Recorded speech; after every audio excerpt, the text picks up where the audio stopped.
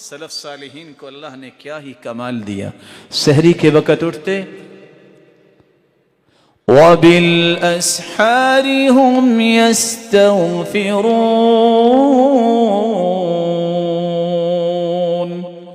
تہجد پڑھتے, استغفار کرتے, جلدی سے وضو کرتے کہ اذان کا وقت نہ ہو جائے, نکلتے ساتھ دعا پڑھ رہے ہیں, ابھی وقت تھوڑا ہے, یا اللہ ان لوگوں کی سب میں میرا نام لکھ لینا, استغفر اللہ استغفر اللہ ربی من کل ذنب واتوب الیہ, استغفر اللہ الذی لا الہ الا هو الحی القیوم واتوب الیہ, رب اغفر وارحم وتب علی انک انت التواب الرحیم, اللهم انت ربی لا الہ الا انت خلقتنی وانا عبدک وانا على عهدك ووعدك ما استطعت, اعوذ بك من شر ما صنعت, ابوء لك بنعمتك علي وابوء بذنبي فاغفر لي فانه لا يغفر الذنوب الا انت.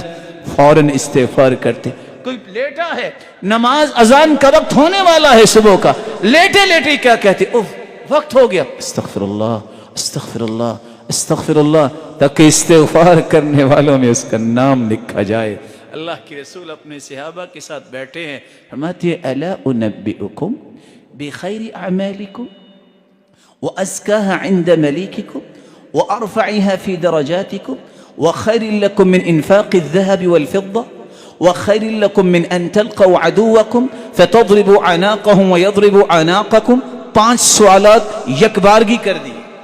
میرے صحابہ میں تمہیں ایسا عمل نہ بتاؤں جو زندگی کے تمام اعمال سے بہتر, سارے اعمال سے پاکیزہ, سب اعمال سے زیادہ درجات کو بلند کرنے والا, اور جتنا سونا چاندی ہے دنیا میں اتنے کا صدقہ کرنے سے بہتر, اور جہاد سے بہتر کہ تم دشمن کے سامنے جاؤ, ان کو قتل کر دو, وہ تمہیں شہید کر دے.